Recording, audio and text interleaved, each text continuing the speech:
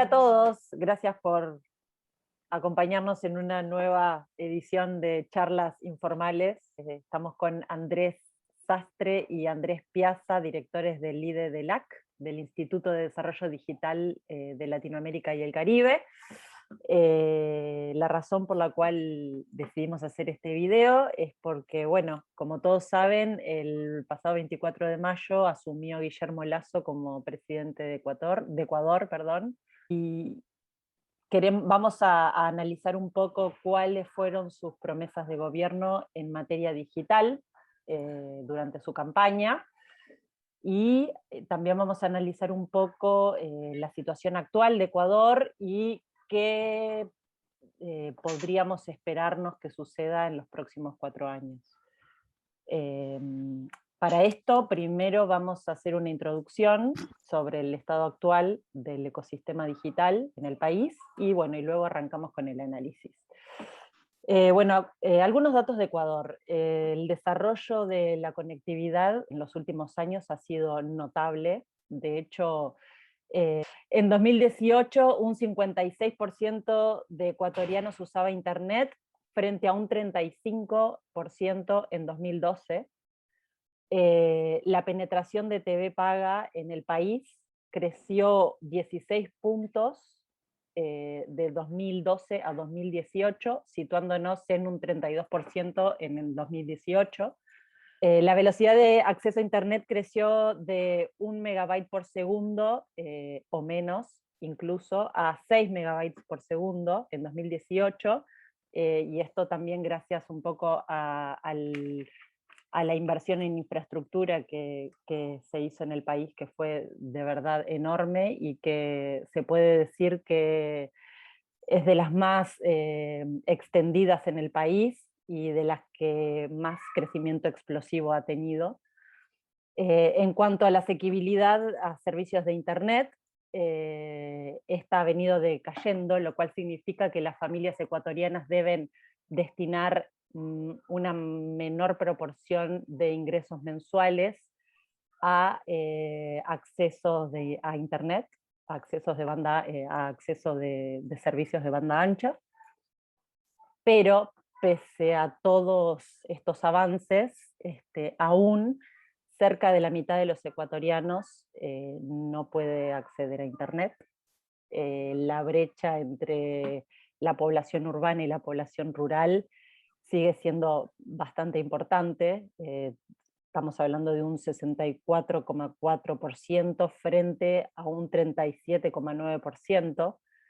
Bueno, y también se ha avanzado en una ley de protección de datos que ha sido muy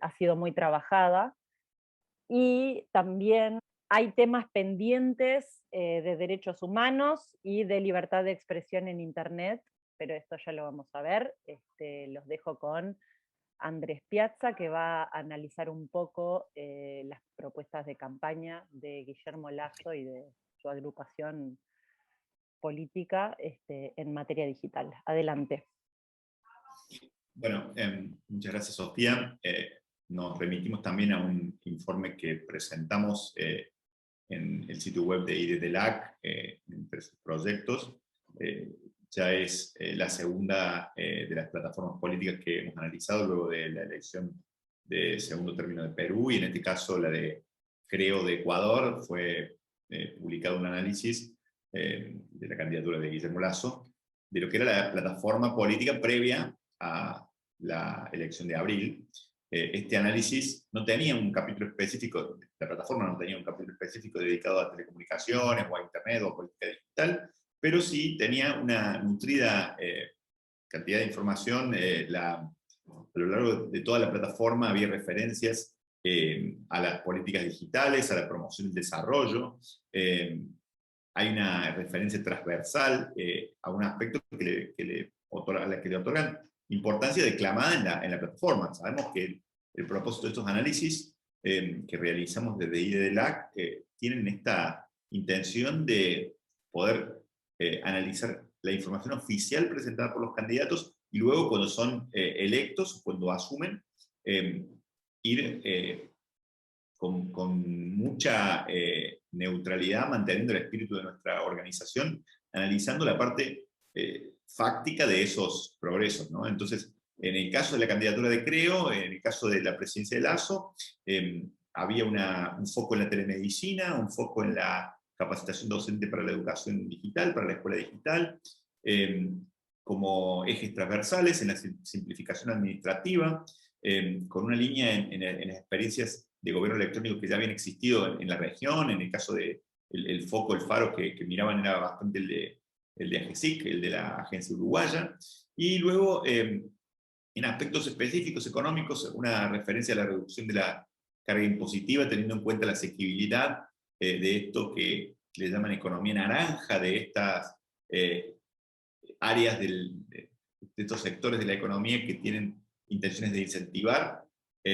tanto en la inversión nacional ecuatoriana como extranjera. Y respecto del acceso, hacen una referencia al norte, al objetivo de acceso universal, y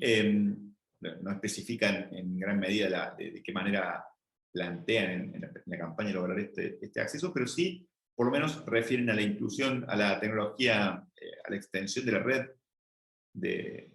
las diferentes redes de infraestructura y a la tecnología 5G en el país como, como un faro, como uno de los ejes. Al mismo tiempo, son específicos respecto del objetivo de el acceso universal, ¿no? Como uno de los temas que más se han puntualizado. Respecto de otros instrumentos, la cooperación público-privada es otro de los ejes en el que la candidatura de Lasso se plantea como central, y de hecho la creación de comité de alianzas público-privadas, las exploraciones o los tratados de libre comercio y tratados bilaterales de inversión, que tienen entre sus referencias, si bien son de toda la economía, tienen entre sus referencias aspectos que hacen a una estrategia market friendly o aperturista de su aproximación a las TICs o a la telecomunicación. El MITIC, el Ministerio del TIC, se mantiene en una política de Estado en algún punto porque lleva 3 periodos presidenciales, y en este caso la ministra fue designada Viana Maino Isaías al frente, y ya se puede ver de manera muy incipiente, es muy reciente el gobierno, pero una agenda relacionada con estas alianzas público-privadas y con la digitalización existe de parte del ministerio. Ya se están viendo incluso reuniones con el sector privado. Una de las últimas noticias, reuniones que son comunicadas oficialmente por el ministerio con, por ejemplo, empresas como Amazon Web Services, pensando en alianzas público-privadas para la digitalización del gobierno electrónico, y los ejes que el MITIC ha planteado en el inicio de su periplo tienen que ver, entonces, coherente con la campaña en este punto, con la conectividad total, con el acceso universal, con la telemedicina y la teleeducación, y con el gobierno en línea, y con una aceleración, por así se quiere, en la digitalización de los servicios de la función administrativa del Estado. Todavía no podemos hablar de resultados, todavía no podemos hablar de hecho, lo que nos proponemos con este proyecto en general es esto, que podamos enunciar o resumir lo que los candidatos enuncian, o que los gobiernos electos se proponen en el inicio, y quizá más adelante podamos monitorear eventualmente con indicadores o con algún tipo de trabajo más riguroso que esto, que simplemente se basa en fuentes oficiales, esos resultados. Pero por ahora esto es el planteo, los trazos gruesos del planteo y los inicios, lo que se puede ir advirtiendo de parte del MITIC. Muchas gracias. Gracias, Andrés. Bueno, seguimos, Andrés Sastre, un poco con el análisis actual y un poco de perspectiva hacia futuro. A ver qué nos puedes decir, qué nos depara, o qué les depara más bien para los próximos 4 años. Gracias, Sofía, gracias. Y bueno, en este caso, pues primero tenemos que partir de una situación y de un análisis de las circunstancias en las que se encuentra Ecuador, ¿no? Ecuador y cómo se discurre la campaña y lo que viene. Ecuador viene de un año complicado de conflictividad social, de alta polarización política, y que además, evidentemente, la pandemia no ha hecho más que agravar la situación de malestar social, crisis económica, etcétera, ¿no? La campaña electoral también estuvo muy polarizada, entre dos opciones, digamos, que representan un poco las antípodas una y otra. Y este nuevo gobierno, pues evidentemente va a tener que hacer frente a una situación compleja, también en un parlamento dividido, donde no es la fuerza mayoritaria, y una situación económica pues alarmante, ¿no? Y esto evidentemente tiene su impacto en el desarrollo digital y en las telecomunicaciones y en las TIC en su conjunto, ¿no? Como comentabas al principio, pues si uno habla de la conectividad en Ecuador, pese a todas las limitaciones que han existido en los últimos años, se puede hablar de una historia de éxito, ¿no? Donde se ha multiplicado la conectividad, cada vez más ecuatorianos hacen uso y hacen un uso efectivo de las herramientas digitales, pero queda mucho por hacer, sobre todo queda mucho por hacer en temas de conectividad rural y en cómo rompemos esas brechas ya, pues digamos, entre zona rural, zona urbana, entre hombre, mujer o jóvenes y mayores, ¿no? Además, los problemas económicos evidentemente han tenido su impacto muy grande el año pasado con la COVID. Si uno analiza los reclamos o de la industria en su conjunto, de la industria TIC, sí que acusan falta de liquidez, ¿no? Por toda la suspensión derivada de pagos del año pasado, que evidentemente las empresas no pasan por su mejor momento ni su mejor momento para invertir en el país. El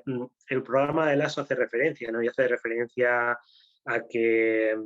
exceso de carga tributaria de lo que ha tenido el sector en los últimos años, o el exceso de carga tributaria que también tienen las empresas, y pretende modificar eso en aras a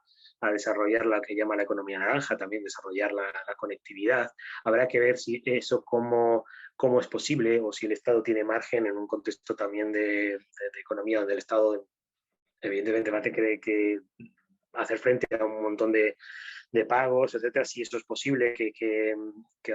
también la industria de telecomunicaciones se ha quejado mucho del altísimo valor de las subastas de espectro o del pago de las tasas de uso por espectro, que son muy elevadas en comparación regional, lo que en cierta manera les ha impedido expandir todavía más los servicios de conectividad. El último gobierno se encontraba en discusión de solucionar este tipo de problemas. Vamos a ver si de cara a futuros estos cómo avanza, ¿no? Ecuador Digital, la política de Estado, Ecuador Digital, que fue aprobada en 2019, plantea unos objetivos de masificación muy, muy elevados, y hay que ver por dónde van, sobre todo el tema de cómo se promueve la conectividad rural, cómo se emplean los fondos de servicio universal, donde se planteaba que que las empresas de telecomunicaciones pagarían una contribución del 1% total de sus ingresos, con una política, yo creo que hacen muy velada de la promoción del desplegar redes comunitarias en zonas rurales, proyectos para reducción de la brecha digital y que promuevan esa actividad en zonas rurales, marginales y fronterizas. Se planteaba el desarrollo reglamentario de la ley de comunicaciones, y sí que había una discusión sobre cómo se manejaban sobre todo los fondos de servicio universal, y ahí va a ser muy importante porque en un inicio se planteaba que fuese la Corporación Nacional de Telecomunicaciones, la empresa pública de telecomunicaciones, quien los desarrollase, pero también hay que ver a futuro cuál es el propio futuro de la propia CNT, si va a seguir siendo una empresa pública o si finalmente se va a privatizar o no, como en algún momento se podía haber planteado, si van a seguir las cosas como están. Eso puede tener bastante impacto en cómo se desarrolla el sector, ¿no?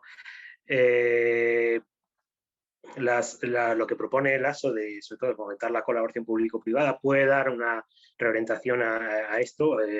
tomar buenas iniciativas regionales como se han desarrollado en Perú, el proyecto Internet para Todos, o iniciativas como la de México, etcétera, pueden ser tomadas en cuenta en un nuevo marco, una perspectiva, un nuevo gobierno que quizás entra con unos planteamientos distintos al el gobierno de Guillermo Lasso. Marca una diferencia notable, o en teoría, sobre los gobiernos que han venido gobernando Ecuador en los últimos años, y puede ser posible una reorientación en determinadas políticas que podemos ver que sean distintas a lo que se ha venido haciendo, ¿no? una vez cerrado el aspecto de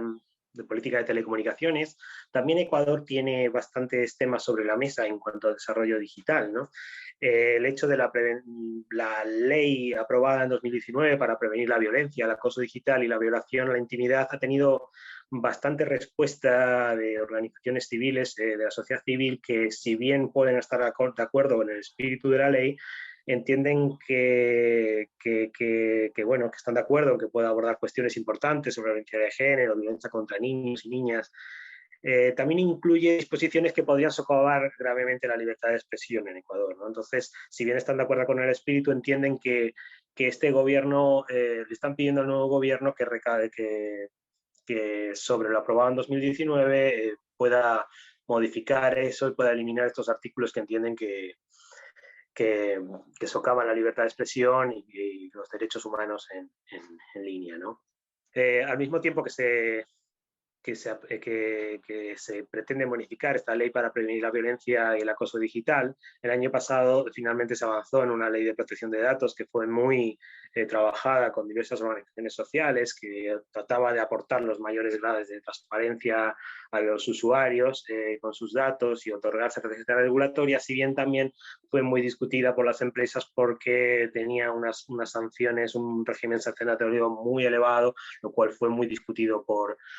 parte de la industria, que es posible que quiera no rever el espíritu de la ley, pero sí que sí que estos niveles de multa que entendían desproporcionados puedan ser modificados, ¿no? Es cierto que Ecuador, igual que el resto de países de América Latina, en el tema de desarrollo de comercio electrónico, ha venido creciendo muchísimo en el último año. Para 2021 se espera todavía un crecimiento del 16% y esto pues es positivo en cuanto a la mejora del comercio online, etcétera, pero también va a ser seguramente sujeto de regulación en este propio periodo y tenemos que ver cómo se va desarrollando. Digo, en definitiva, el gobierno de Lasso tiene, digamos, una tarea muy importante por delante para los próximos 4 años en un contexto económico adverso, en un contexto social adverso y en un momento donde la digitalización, y así lo marca su programa electoral, va a estar en unos de sus ejes de actuación, pues evidentemente hay que estar atentos a cómo evolucionan muchos de estos aspectos, a qué decisiones se van tomando. Andrés Piazza lo ha mencionado antes, en principio es un gobierno que puede atender muchos de los reclamos de la industria de los últimos años, puede favorecer determinado tipo de, digamos, desarrollar todo un proceso de digitalización, sobre todo con empresas, etcétera, y puede continuar la senda de conectividad exitosa que lleva Ecuador en los últimos 15 años, ¿no? No hay que quitar importancia a lo que ha hecho el país, sobre todo en materia de conectividad, que ha sido muy importante, o sea, el esfuerzo de todas las empresas en dar más y mejores servicios. Eso entendemos que debe seguir una guía, pero en un contexto económico adverso distinto a lo que teníamos hace 15 años, quizás se tengan que tomar determinadas decisiones distintas a lo que se ha venido haciendo, ¿no? Bueno, muchas gracias, Andrés. Gracias a los dos. Ya en unos días va a aparecer otro video sobre otras charlas informales con invitados, así que nada. Gracias a Andrés Sastre y Andrés Piazza, que tengan un buen día.